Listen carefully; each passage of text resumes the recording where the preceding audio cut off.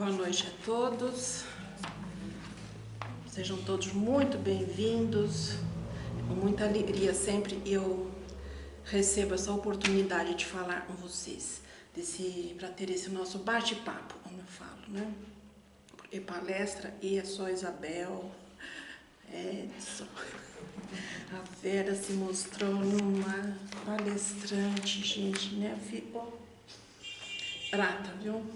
Mas eu venho mesmo para fazer um bate-papo com vocês. E com vocês que estão em casa também, podem assistir, podem ouvir a qualquer momento, né? E antes a gente faz a nossa prece para harmonizar o ambiente, os nossos pensamentos e os nossos corações, tá bom? Quem quiser, então, feche os olhos e vamos pedindo as bênçãos do Pai Criador, o amor e a misericórdia do Mestre Jesus, o amparo da espiritualidade e o abraço aconchegante desse nosso amigo, nosso anjo de guarda. Também na companhia dos nossos afins e dos mentores desta casa.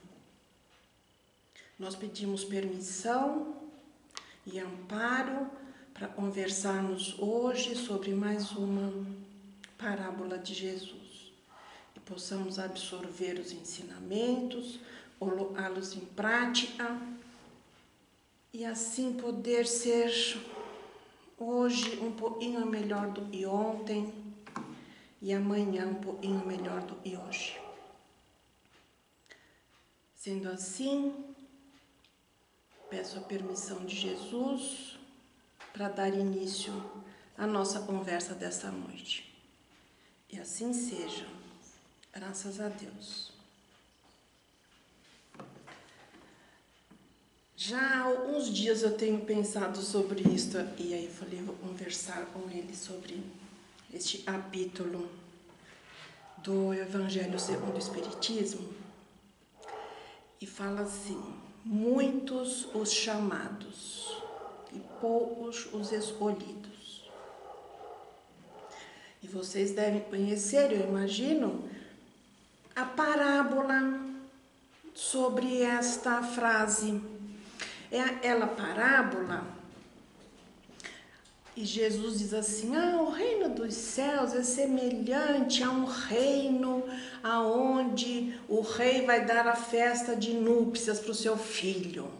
E manda preparar o banquete e fala para os seus servos: vai lá e busca todo mundo, está todo mundo convidado. E aí os servos vão lá, falam: vai ter festa de casamento. Se fosse eu já ia ser a primeira a ir para a festa, né? Porque faz tempo que eu não vou e adoro uma festa de casamento. Mas ninguém foi, nem deram atenção. E os servos falaram: gente, não pode voltar assim, vamos chamar mais alguém então. E chamaram uma outra turma, e essa turma veio, não quis nem saber: eu vou para a praia, eu vou para não sei aonde. E não deu atenção. E ele voltou e falou para o rei: não tem convidados, ninguém quis vir. Vai lá de novo, vai lá chamar. Eu mandei matar os bois, mandei matar isso, aquilo, está tudo pronto para o jantar. E eles foram. E esta terceira turma que foi convidada ainda matou os servos deste rei. Se recusaram a ir e ainda mataram ele. Jesus está falando, Jesus está falando assim para os seus discípulos. E voltou alguns e falou para o rei, né? Não tem, e ainda outros morreram. Ele falou: impossível, não é possível, vai lá na rua e chama todo mundo agora. Agora não são mais convidados, pode vir os bons, os maus, eu quero gente aí. E aí vieram. Aí ele viu o salão cheio, mas dentre todos eles tinha uma pessoa. Ele falou: por que aquela pessoa está lá? desse jeito, vestido assim. Foi lá e falou para ela, pessoa: como você se atreve a vir na festa de bodas sem estar vestido adequadamente? E a pessoa não respondeu, se calou. Aí ele falou, ele deu ordem então para os seus servos: amarre os pés e as mãos dele e põe ele daí para fora. Jogue ele às trevas, onde haverá choro e ranger de dentes. Porque muitos são chamados e poucos são escolhidos. Meus amigos, esta é a parábola. E parábola é uma simbologia, como se fosse uma fábula, né? É uma analogia. Então Jesus falava por parábolas porque acontecia no dia a dia. Então ele tinha que ter estes exemplos para ter um fundo moral, para as pessoas entenderem o que ele estava falando, porque as mensagens do Cristo eram de cunho superior à capacidade e à inteligência do povo daquela época. Então ele sempre pegava um exemplo do dia a dia para contar por que ele estava ali, né? Mas, como Kardec diz aí no livro do Evangelho, em ler esta parábola, em ouvir esta parábola, a primeira impressão, e tem que falar, não é possível, Jesus não estaria contando uma coisa dessa. Né? Como é que pode? Um rei manda convidar, um não vem, outro, o terceiro não vem, segundo não vem, ainda matam, e um só porque não está vestido direito, ele manda pôr para fora. É uma incongruência com a tarefa de Jesus, e era pregar o amor e a compreensão. E daí a gente precisa estudar. Por isso é preciso estudar. Por isso a gente diz, o que Jesus falou há 2000 anos, a gente não entende ainda hoje. Porque nós precisaríamos conhecer a cultura daquela época. O que será e é veste de núpcia? Por que se um cara não está bem vestido, não pode entrar, ainda vai ser posto para fora, amarrado o pé? Tudo isso são simbologias para nós, mas naquela época fazia todo sentido.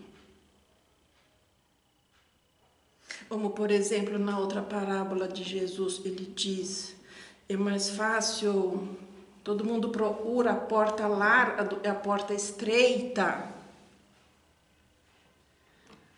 E será que tem a ver porta larga e porta estreita? Uma só é mais larga, para dar mais para passar.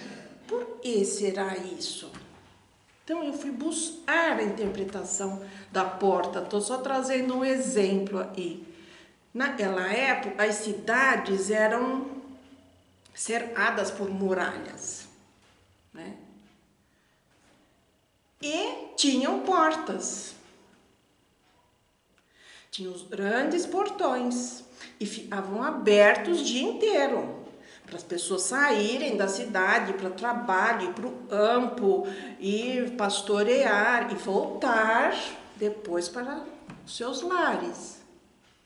Então, esta porta era aberta. Era uma porta larga. Podia entrar e sair até determinada hora. Passou aquele horário, essa porta era fechada. E ficava aberta só uma portinha estreita. Porque ali tinha vigilância, tinha segurança. Então, quem chegasse fora do horário, se fosse um peregrino, se fosse um assaltante, não fosse da comunidade, tinha que passar pela porta estreita. Ele tinha que mostrar documento, falar de onde está vindo, para que está vindo. Era difícil passar pela porta estreita. Por isso que Jesus fala, é mais fácil passar pela porta larga e pela porta estreita. Percebe? Quantas explicações nós temos que dar para passar pela porta estreita e entrar? Como faz sentido saber disso agora? Né? Então, esta parábola também tem o seu sentido. Quando Jesus diz, porque muitos são os chamados e poucos os escolhidos. Mas será que Deus vai escolher um e não escolher outro? Será que faz sentido isso para nós?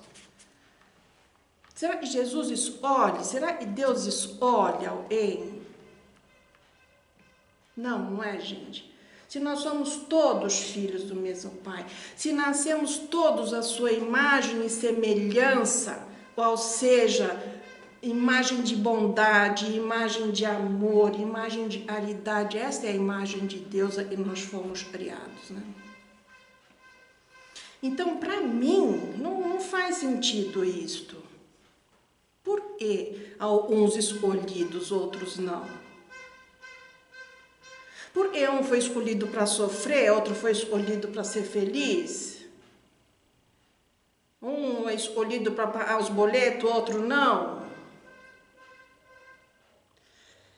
Então, sabe, eu pensei, e vocês pensassem, sabe, refletissem um pouco comigo. Eu pensei, e muitos são os chamados e nós recebemos para cumprir alguma coisa. Quantos chamados durante o nosso dia nós recebemos intuitivamente, ao ler um livro, assistir um filme, conversar com uma amiga? Quantos chamados nós recebemos para fazer o bem, praticar a caridade, visitar um doente, vir ao centro, vir tomar um passe? Quantos chamados nós recebemos durante a vida de ir procurar um emprego naquele dia? E quantos desses chamados nós escolhemos? Quantas vezes eu devo ter sido chamada a ir visitar um doente e eu falei, não vou porque está chovendo, ou não vou porque já é tarde, ou deixo para amanhã, e eu não escolhi ir.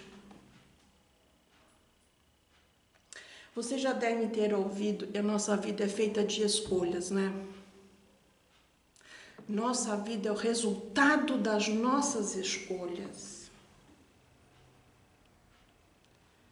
E quando eu escolho uma coisa, amor, falando para você, quando você escolher uma coisa na sua vida, você automaticamente está abrindo mão de outras.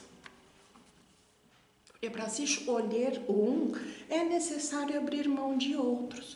Porque muitos são chamados. Muitas são as escolhas que você tem. As possibilidades que você tem.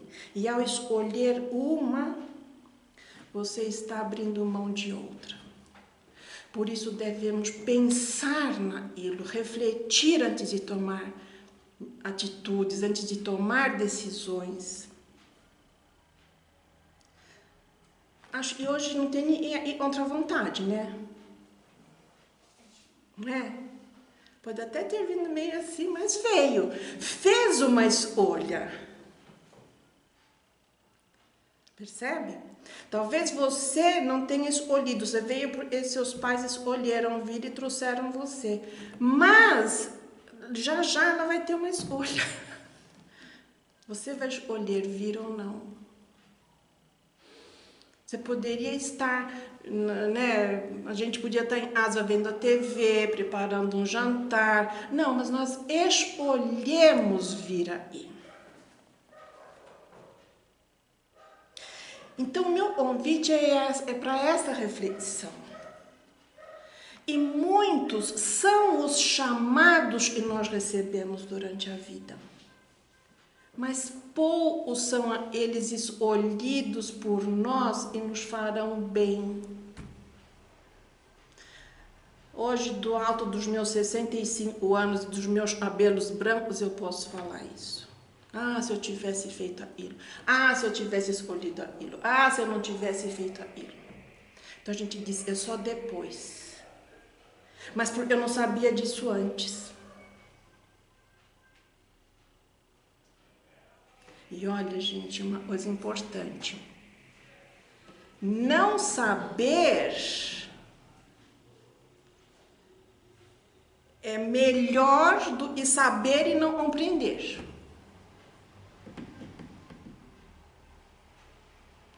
Se você não sabe, você não tem compromisso, você não tem responsabilidade. Mas se você sabe, você já tomou conhecimento, eu não entendi, então você pergunta para entender. Vai buscar informação para entender. Vai ler, vai perguntar, vai esclarecer. Porque não saber não te responsabiliza, mas saber, não compreender e não praticar, aí você tem responsabilidade. Então, eu não tive essa oportunidade de saber disso antes. Agora você já tem. Essa é uma escolha. Você ter vindo aí hoje, nós temos vindo aí hoje, ouvir sobre isso, agora nós vamos ter que refletir. Nossa, será que é isso mesmo? Deixa eu pesquisar. Deixa eu ver se é isso mesmo. Deixa eu buscar na palavra de Jesus. Você citou Sócrates, e ele também dizia assim: quem não conhece não é responsável. Quem não sabe não é responsável. A partir do momento que você sabe, você assume responsabilidade. Você pensa, veja bem, como o conhecimento é importante. Então, a primeira impressão é essa, né? De que a parábola está meio incongruente com os ensinamentos de Jesus. Kardec, ainda assim, na sua explanação sobre isso, ele foi explicando quem eram os primeiros convidados, quem foram os segundos, os terceiros. Depois vocês vão ver isso no Evangelho. Mas atentem-se para a alegoria. E Deus não poderia escolher. Jesus não poderia escolher. Vou chamar muitos e vou escolher você. Nós somos todos iguais. Então, esses muitos chamados são os chamados que nós recebemos durante a nossa vida. Para levantar cedo, para estudar, para fazer uma compra melhor. Pequenos chamados e grandes chamados. E nós temos que escolher. Nossa vida é o resultado das nossas escolhas. Então, Kardec diz assim: e não basta ser convidado, não basta ser cristão, não basta sentar-se à mesa para participar do banquete. É necessário, antes de tudo, a condição expressa de vestir a túnica nupcial. Então, e Kardec nos explica para ser isso, e é vestir a túnica? É purificar o coração. E praticar a lei, e segundo o Espiritismo, e fora da caridade não há salvação. Então, isso seria a vestimenta para estar apto a ir no banquete de bodas. Quantas vezes nós fomos chamados a praticar a caridade? Pode deixar para amanhã, não precisa ser hoje. E não é caridade da doação, não é a caridade de dar dinheiro, né, de telefonar no 0800 não sei da onde lá e doar R$5, 0800 10, não é essa a caridade, gente, não é só essa, mas é ela mais importante, e é ouvir o necessitado, é estar disponível de oração para ouvir. Às vezes é para nem falar nada, é só ouvir. Hoje a gente não pode abraçar, mas quando podia era dar um abraço. Quanto isso ajudou. Como nós sabemos hoje quanto faz falta um abraço. Até um aperto de mão a gente não pode dar ainda. Veja como esta pandemia nos trouxe essa questão de escolher. Antes da pandemia, né, a gente dizia assim, não tenho tempo para nada, não dá tempo para nada, tá todo mundo no celular. Eu mesmo presenciei muitas vezes no restaurante, família inteira sentada e todo mundo no celular. Enquanto aguardava chegar a comida, todo mundo ali, ninguém se olhando. Nossa, tá todo mundo nesse celular, ninguém larga isso. E aí veio a pandemia. E se não fosse isso, se a gente não tivesse conhecendo o celular, se nós não soubéssemos mexer na tecnologia, já pensou como a pandemia teria sido pior? Quanto na pandemia saber usar a tecnologia nos ajudou, desde a criança, que precisou estudar através do computador, do celular da mãe, até eu, idosa, e fazia telemedicina. E precisei tomar aula para saber como fazer telemedicina. 1 ano dentro de casa sem ir no médico. Só telemedicina se precisar. Home office é o futuro. As empresas estão fechando os seus prédios, os bancos principalmente, desativando agências, desativando grandes edifícios para fazerem só home office. Percebe? Como este diz, tudo conspira para o nosso bem. O que a gente pensa é um mal, lá na frente a gente vai ver que foi um grande bem. Né? Então, a caridade não é só dar o dinheiro, dar uma roupa, ir visitar, é um telefonema, né? Uma chamada de vídeo para a mãe que está em casa, há tempos sem ver seus filhos e seus netos. Como isso alegra o coração. Isso é uma caridade. Né? Falar para alguém que ainda não tomou a 2ª dose da vacina. Gente, vai lá, eu te levo para tomar.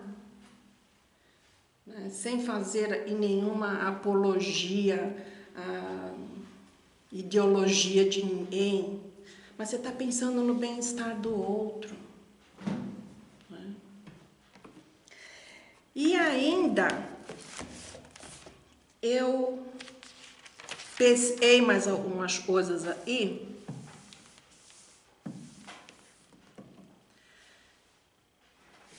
Eu disse para vocês ainda há pouco, se a nossa vida é o resultado de nossas escolhas, então é melhor eu ter a possibilidade de escolher, né? Do eu ser privado de escolher. Ter a possibilidade de escolher é uma bênção. Vocês já leram alguma coisa sobre a questão da reencarnação? Eles têm possibilidade de ir ao departamento de reencarnação e escolher como é reencarnar? Quando tantos outros estão na fila, não tem essa possibilidade. E aí tá uma fila lá, mas eu preciso reencarnar. Nossa, eu preciso ir. Aí passa assim uma pessoa assim, quem tá precisando reencarnar? Olha, vai ter um baile funk, um Rock in Rio, ó, vai rolar muita coisa lá, mas vai ter umas meninas e uns meninos que vão poder ser pai e mãe. Dá para ir 500 pessoas, eu tô vendo aqui. Mas vocês não vão ter pai presente, não vai ter mãe presente, vai ter mãe drogada, não vai ter vó para cuidar. Essas são as condições aí. Eu vou. Não pode nem escolher isso. A fila tá imensa com esse tipo de irmãos nossos que não tem condição nem de escolher. Então, ter a possibilidade de escolha hoje é uma bênção. E a gente não dá a mínima atenção para isso. Então, eu estou trazendo para nós hoje esta reflexão. Não de quantos são os chamados e poucos os escolhidos em pessoas, mas quantos são os chamados que nós recebemos e não escolhemos e abrimos mão. E só depois a gente vai falar, puxa, eu devia ter feito, eu podia ter escolhido aquilo. Nossa, minha mãe me falou. Nossa, bem e minha amiga falou, presta atenção, olha, eu podia ter escolhido aquilo. Então, mesmo e demorar um minutinho mais, vamos pensar e fazer boas escolhas. Às vezes, até uma escolha errada vai nos ajudar também. Mas vamos ter o direito de escolha, não vamos deixar ninguém escolher por nós. Ninguém decidir por nós. Estar aí hoje é uma escolha. Estar aí no centro hoje é uma escolha. Estar vivo aí hoje é uma escolha. É uma bênção poder escolher. E nós temos muitos chamados todos os dias. Queria que vocês levassem isso e fizessem boas escolhas, tá bom? Vamos fazer nossa prece, encerrar nosso bate-papo, porque o nosso tratamento continua no passe, né? E depois com a nossa água fluidificada, tá bom? Então, neste momento, o meu oração, muito grato pela oportunidade, pela possibilidade de estar aí. Eu agradeço a Jesus, agradeço a todos que estiveram aí conosco, encarnados e desencarnados, aos que estão nos seus lares, nos ouvindo, e a todos os desencarnados também estão nos seus lares. E possamos, assim, refletir sobre o que nós ouvimos. E como eu digo, eu sou sempre a primeira a ouvir, porque sou a mais necessitada. E possamos pôr em prática esses ensinamentos de Jesus, como tantos outros. E um deles é fazer a prece, ele nos ensinou, né? Quando perguntaram, pai, como rezar? Ele falou, una suas mãos e diga, Pai nosso está no céu, Santificado seja o vosso nome. Venha a nós o vosso reino, seja feita a vossa vontade, assim na terra como no céu. O pão nosso de cada dia nos dai hoje. Perdoai as nossas ofensas, assim como nós perdoamos a quem nos tem ofendido. Não nos deixe cair em tentação e livra-nos, Senhor, de todo o mal. E assim seja, graças a Deus. E possamos ir em paz para os nossos lares, levando um abraço para quem ficou por lá. Tá bom? Boa noite a todos, muito obrigada.